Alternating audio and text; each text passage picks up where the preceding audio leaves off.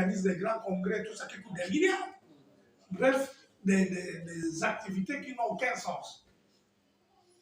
L'ITIE est une priorité pour le redressement du Gabon. Bonne gouvernance, sachant bien que 60% des ressources du Gabon sont générées par le pétrole, les ressources, par le secteur extractif, principalement par le pétrole. Donc voilà un peu l'enjeu. Donc nous devons être sans complaisance. Nous ne sommes pas des politiciens.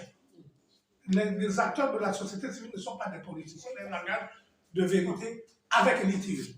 Donc tout ce qui a comme tout ce qui a comme un processus de recrutement, comment on appelle, de l'administrateur indépendant et du secrétaire technique permanent, puisque c'est M. Nzanzi qui était à la commission qui nous représentait, tout est bouclé.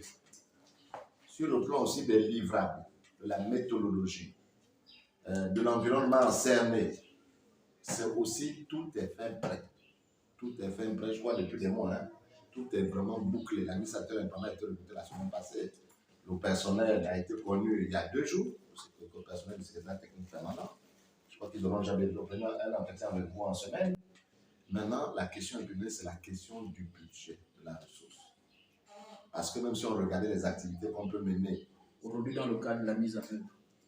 Mais ce qu'il faut savoir, c'est que le gouvernement gabonais a sollicité le parti, la l'ITIE, et le secrétariat international a validé la candidature du Gabon depuis le mois d'octobre 2021. Et donc, les plus hautes autorités savaient qu'à partir de cette date, le compte à rebours avait démarré. Et qu'en avril 2023, le Gabon devait produire son premier rapport.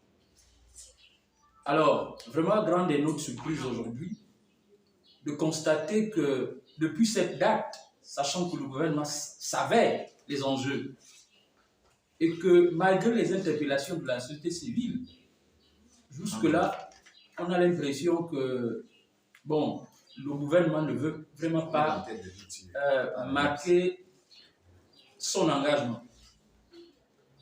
Et je l'ai dit une fois au GMP, est-ce que c'était une façon de faire plaisir au FMI? Parce qu'une des contraintes aussi, c'était que par rapport au programme économique que le Gabon a signé avec le FMI, c'était que le Gabon reparte à l'initiative. Et le Gabon a donné l'accord de repartir. Sauf que cet accord, aujourd'hui, est manifesté par le manque de volonté. Ça, c'est clair. Avec les autorités, c'est dans l'ordre du jour. C'est dans l'ordre du jour, mais la société civile, déjà, de son côté, déjà, se prépare déjà.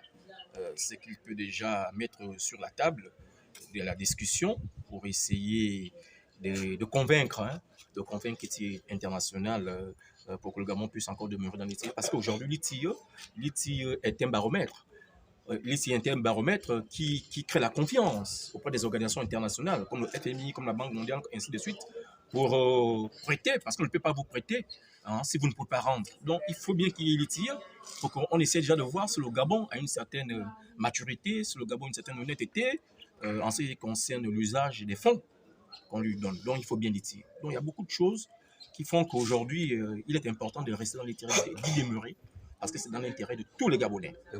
Mais qui chapeaute, on va dire que c'est le gouvernement, parce que ce sont eux qui ont la présidence. Alors, dans la loi des finances, il y a une rubrique consacrée au financement de l'ITIE. Ça même j'ai été débloqué, mais l'argent n'est pas à la portée, n'est-ce pas, des membres, des acteurs du groupe GMP, c'est-à-dire du groupe multipartite. Ça veut dire que le gouvernement encourage cela. Le gouvernement ne prend pas des dispositions, ne prend pas ses responsabilités pour faire avancer l'ITIE. Parce que l'ITIE est un processus, c'est pourquoi on parle de mise en œuvre de l'ITIE. Ça veut dire que pendant qu'on y est, il faut que des exigences soient introduites, soient interférées dans la loi pour mettre en exergue ou bien pour mettre en pratique les exigences de l'ITIE. Parce que l'ITIE a un but, n'est-ce pas, c'est de promouvoir la transparence et la bonne gouvernance, c'est de lutter contre la corruption, c'est que les populations qui sont les premiers bénéficiaires des richesses qu'on exploite soient effectivement les premiers bénéficiaires. Or, c'est le contraire que l'on constate aujourd'hui. Donc, il est temps aujourd'hui que les populations sachent ce que l'on fait dans leur localité. On a le cas, par exemple, de Perenco, qui exploite l'or depuis qui exploite le pétrole depuis plus de 30 ans et Timboué. Mais allez voir un Timboué.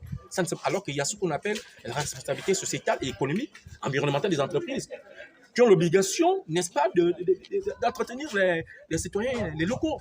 Aujourd'hui, il n'en est rien.